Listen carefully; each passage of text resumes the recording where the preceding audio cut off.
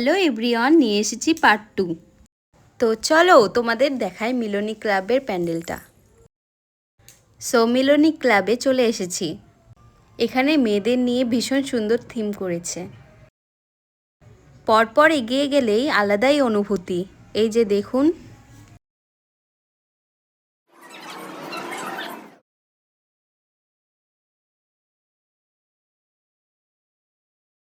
এবারে আমরা চলে গিয়েছিলাম তরুণের আহ্বান ক্লাবে।